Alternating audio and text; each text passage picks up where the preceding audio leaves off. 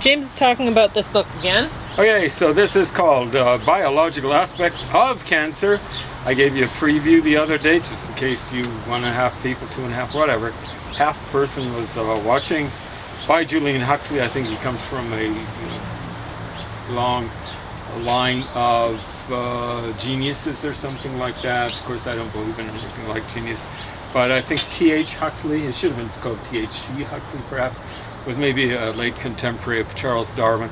I think he and Francis Galton and who was Herbert Spencer, along with Chucky Darwin, came up with the idea of social Darwinism, or as I call it, anti-social Darwinism, which still is kind of like rearing its ugly head and stuff like that. You go through these peristaltic stages, and peristalsis has to do with lots of things, but I guess you get peristaltic waves that go upwards instead of downwards, and that would involve puking. But yeah, at any rate, so yeah, there's a lot of capitalists kind of like the idea because they're succeeding, so survival of the fittest. Of course, when you look at someone like Donald Trump, it's maybe survival of the fattest. I'm not sure, but anyway. He's not that big. He isn't actually that big. He's got big hair. It's just all in the wrong places. But at any rate, I was just there are other ones like Conrad Black. He's actually not the biggest out there, but he's pretty fat.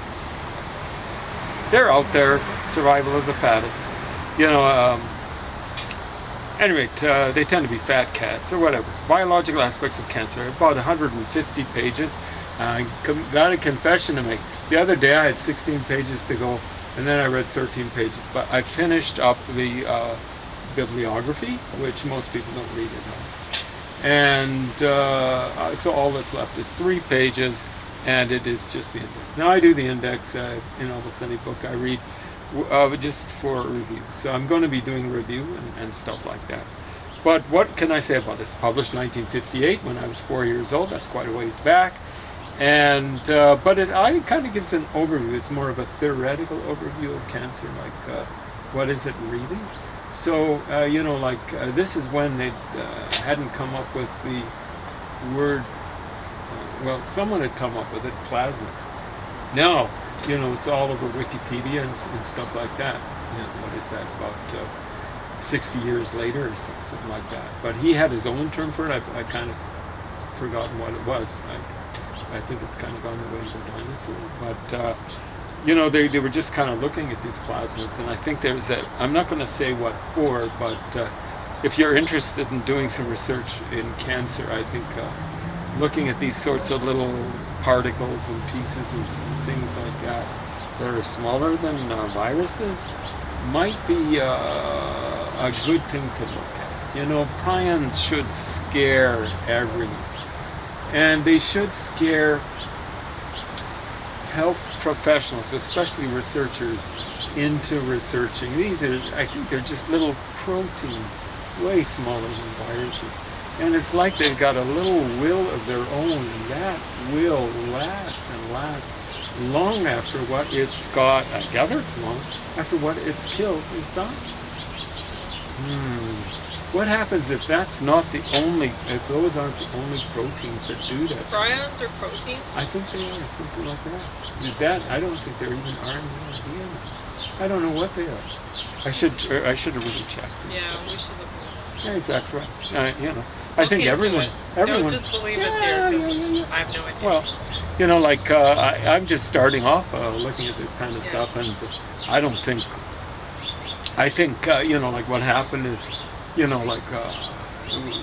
people didn't know about bacteria, and when was that? 1883 or something like that. That's my granddad was 1 year old then. And I think that's when they kind of proved bacteria, or maybe they just conjectured. I think that was Louis Pasteur. That's not that long ago. It might seem like a million years ago. But you can't even say it was last century, but that's not that long ago. My granddad was alive at that point in time, somewhere around there, 1883, 1885. But that's sobering. And then I don't know when they came up with, when they discovered viruses. Maybe when my dad was 7 years old or something like that. And then, it just kind of stalled. It might have been a bit later that it kind of stalled, but lots of things have stalled. Like computers haven't stalled. Some things in biology, well, I don't know. Maybe they have stalled because it's what they're doing They're is they did the human genome. They mapped that, but that's not it. I suspect if it had been left up to the academics. What was that? I think they have stalled in biology. Okay. Biology has become more Technology. biochem. Yeah. And not only that, but I've noticed that you need to have computer program experience for various things to get into biological research and stuff like that, positions. And maybe that's slowed it down. I don't know. They for mapping the human genome, they use computers. Who gets the jobs? Mm-hmm. That's what's happening. I think is computer programs are making it so that more yellows can get in scientific positions, but they're not the best people to be doing. That is the science. problem. That's the They've problem. got computer jockeys who are yellows and or reds, and they can't think for themselves. And they're thinking, the computer's going to do the thinking for me. I'm a genius. They're making scientific positions so that they will be able to be filled by yellows and reds. But I think you're right. And what we're talking about is parasites. So as far as I'm concerned, you might have something better to say about them, but as far as I'm concerned, they're parasites. Well, they're aggressive personality types. Sure. They peak before age 25. Yep. Especially the reds, they tend to be firstborn boys. With passive personality types, they keep learning. So they peak later. Yeah. Because they keep There's learning no excuse for learning. not peaking before age 50. Who will you want to do scientific research? Somebody who's already peaked before they fill that position, or somebody who continues to learn? It's a big difference. Yeah, it's a huge difference. Society's going to grind to a halt. And the thing is, it's interesting because this is an attempt for the aggressive personality types to hold on to power and to keep more of the power for themselves. Right? Absolutely. So this has always been the response to it won't work out because development. Yeah.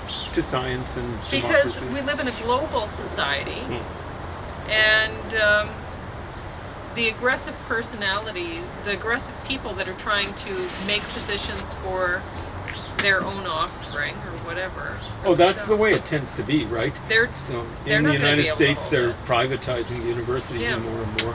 Huge cost. And it's so those weasels kids can go to school, but they're absolutely useless. I think Trump went to a reasonably prestigious university. Useless. But I don't know. Which university? Are you going to fess up? I don't know. Was it Princeton or Yale or Harvard? Or maybe it wasn't that. Maybe it's New York University or something like that. Columbia. Columbia, I think, is the Ivy League University in New York City. I'm just expecting the dogs to get sardines again today. It might be. I don't know. Are you afraid this is going to break, or are you afraid it's going to... No, I don't think the bread's going to break. I think your sardines are going to break getting out of it. It could be. Let's see. That one just tipped off my... I think it was... I was getting upset with it. Some jerky wasp or fly. Oh, yeah. Well, they have been trying to eat you. Yeah, it might have been right around then. I'm not sure what it was. Anyway, something happened. It might have been what we're talking about. I get a little riled up with some of the crazy stuff that's happening and the crazy reactions to the things. It's, like, what do people think? They're so stupid. I think a lot of people, they don't like to, like with amiables, they really don't want to get stressed out. If they get stressed out, they'll consume more. So the aggressive people really like to jack up the stress jack up the consumption. Or what? But I think they'd rather not worry about things. So if they're given any any option, any suggestion that they can convince themselves of, they're willing to do that. Yeah. I mean, with my ex, he had me almost convinced of many things. Like, he'd tell me, "Oh no, like I'd say, when we were talking about, and you said this, and I never said that," and or whatever, right? And it got to the point I was actually thinking, well, maybe I'm imagining things, Yeah. or whatever, right? Because I really didn't want to believe the truth of things. But once you start recording things, then you're right. And Now you're just gonna have writing to deal things with down when you say you were recording things, right? Okay. All right, I shouldn't ask. Okay, sorry. It doesn't matter. But I would highly recommend that people actually, we were watching a show where a woman was trying to record somebody I don't think it's right to record people to try to get them into trouble or whatever. Some of the that's stuff he was aggressive- involved in, you waited 15 years before you told me about it. So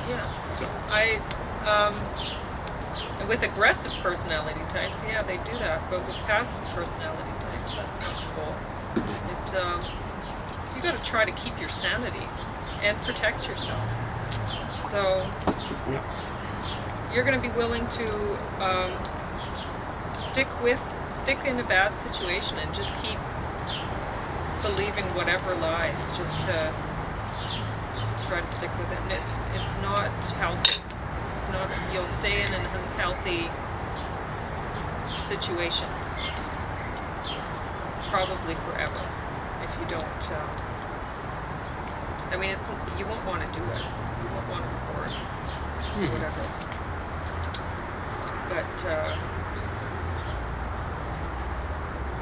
But eventually you have to. And like James said, you could do it many ways. You could start writing poetry or whatever. Just write it down. If that makes you feel more comfortable, but then you might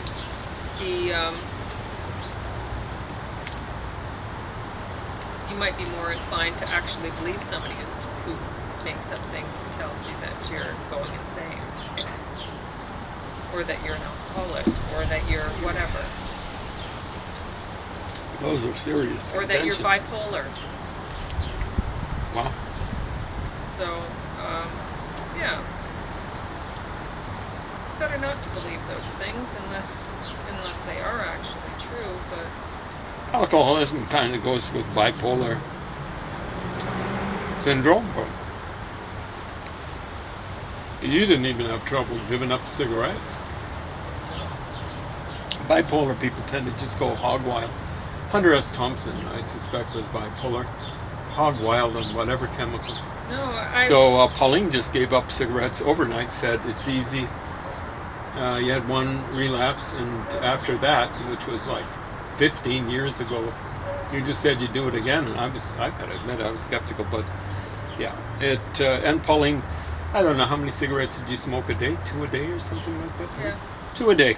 Well, that's not Hunter S. Thompson.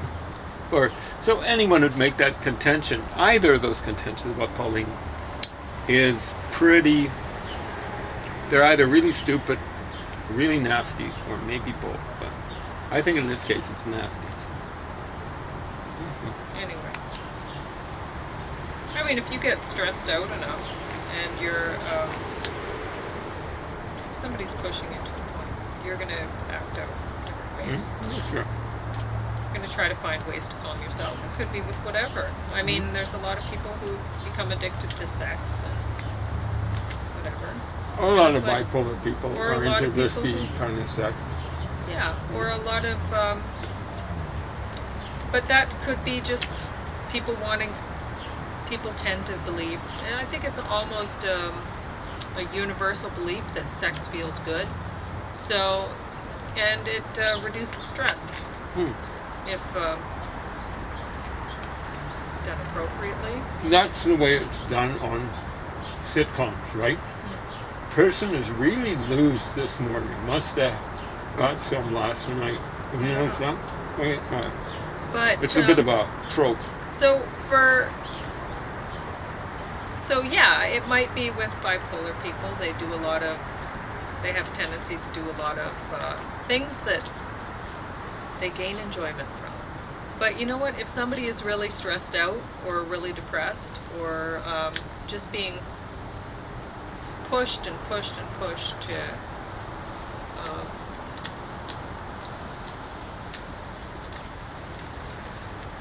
so that they feel miserable all the time, well, they're probably going to seek out things that are going to make them feel happier. So it could be whatever. Like when I get down, I tend to shop, which I don't do now, but usually it's grocery shopping. That makes me feel really good. I love food, so thinking about eating, oh wow, it's wonderful. And I was thinking of that, writing a poem about Save on Foods. You remember the Doors used to say, enter the excitement? It was great. We used to joke about that, right? We used to have to leave copper outside, right? Yeah. And didn't get to enter You the didn't excitement. get to enter the excitement. And he'd cry about it. He was a very sad-eyed basset hound. Believe me, he wasn't very sad. He'd use the sad eyes to manipulate people. And he had a sad howl. But Yeah. he had a big smile on him. And usually he was a pretty happy guy. Oh, he was great. Unless you gave him food that was too hot. Then he'd bark at the food. Hurry up and He cool was down. such a picky eater. I'd make him rice, and I'd mix in a can of chicken.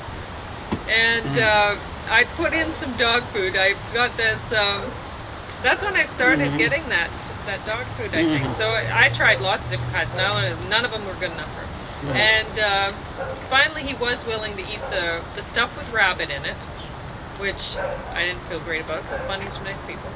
And the stuff with fish, so salmon sort of dog foods and stuff. And so anyway, he'd eat those things. And there were a couple brands he'd go for. But he did not want much of it. And sometimes none of it. So I'd mix the chicken and the rice. And then, yeah, if it was still too hot, he'd be barking at it. He'd look really angry at the food, right? Bark at it. And then if I mixed too much dog food in, he'd kind of go.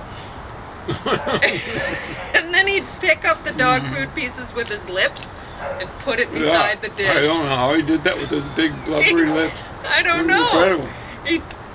For him, I guess it was worth it just to take all the dog food out. So it took him forever to eat because he was trying to take all the dog food out and put it, and he was mad. He did not like the dog food having been in there. But it's expensive feeding a 65-pound basset hound cans of chicken mixed with rice. German Shepherds can get even bigger, like 85 pounds. Yeah. Can you imagine having two of them trying to feed them? Yeah. Because I think they like activities. But I guess, it makes sense. Basset hounds with such a good sense of smell. He probably was like, this dog food is gross. Smells like. Yeah, it smells puke. like roadkill. Yeah.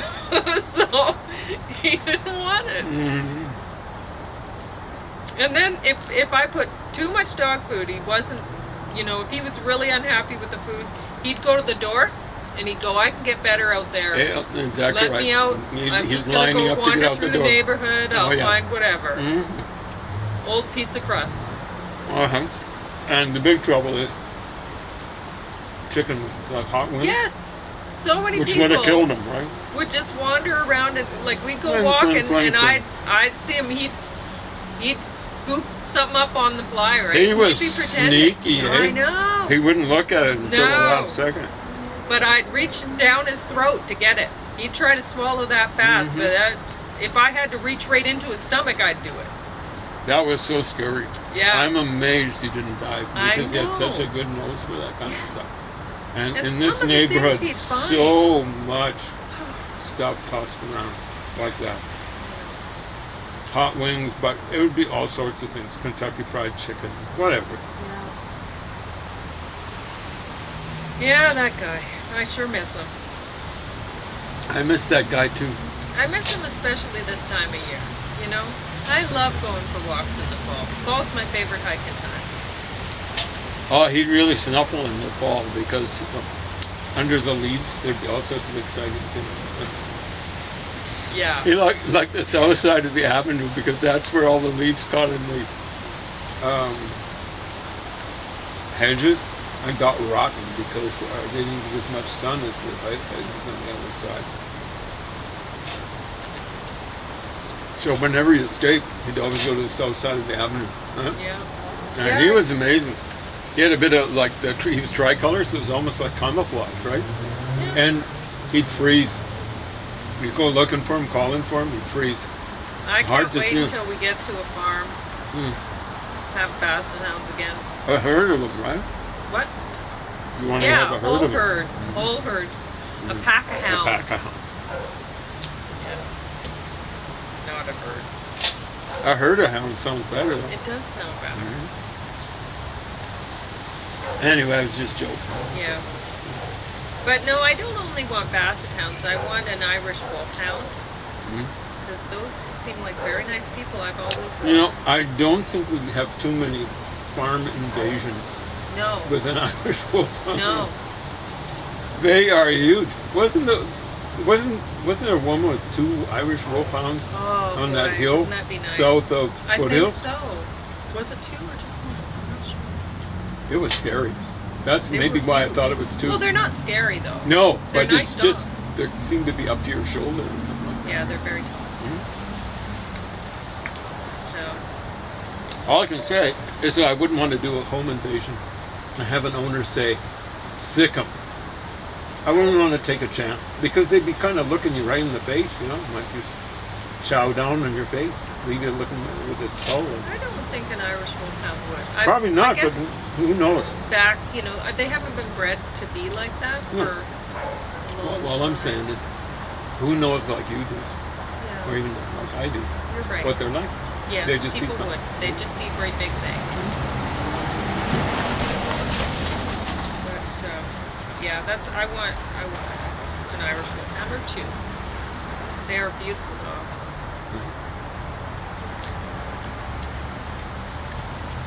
Anyway, we're trying to get James's yard cleaned up